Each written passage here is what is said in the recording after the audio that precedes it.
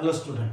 In this lecture we want to study the half-life of the first order reaction or what is the expression for the half-life. In last video lecture we have been already studied about the half-life of a zero order reaction. वैसे similarly half-life of a first order reaction. अब half-life of a first order reaction, half-life की definition अपने को पता है.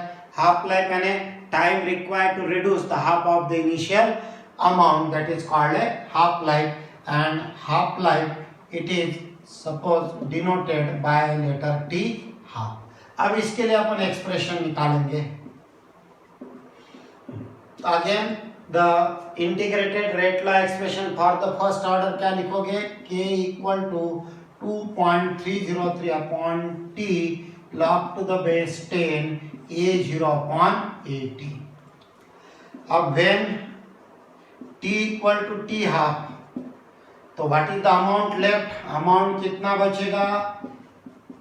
जो initial लिया उससे आधा, a0 by 2. तो ये इक्वेशन 1 में पुटअप करेंगे अपन, तो क्या आ जाएगा?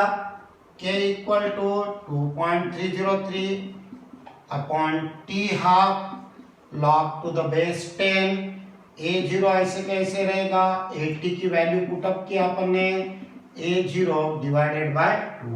a0 कैंसिल हो जाएगा, फिर आ जाएगा यहाँ पर 2.303 t into log to the base 10 2.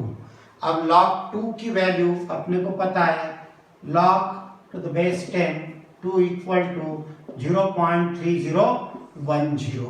ये वैल्यू अपन यहाँ पर पुटअप करेंगे, हेंस k इक्वल टू क्या आ जाएगा? 2.303 multiplied by 0.3010 divided by the t half. इसको अगर मल्टीप्लाई किए तो it is 0.693 divided by t half और rearranging t half equal to 0.693 upon k. तो ये होगा expression for the T half या फिर relationship between the T half and the rate constant. तो T half equal to 0.693 upon K. अब यहाँ पर K is constant, so we can right के equal to constant, sorry T half equal to constant, T half equal to constant because the value of 0.693 is constant and K is also constant.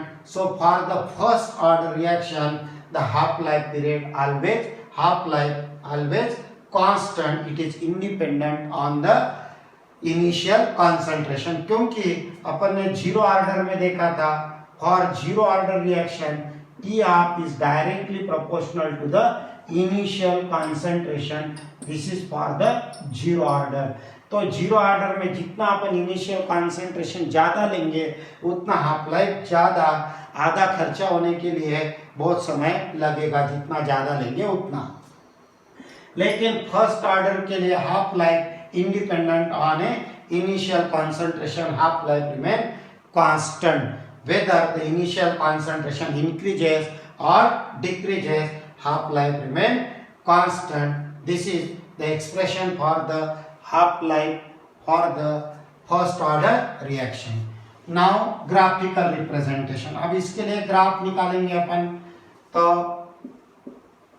graphical representation, graph is drawn T half versus the initial concentration. तो यहाँ पर क्या आ जाएगा फिर?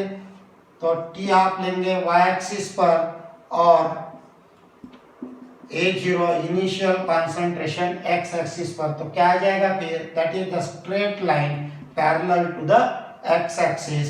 That is while increase और decrease in initial concentration the half life remain constant.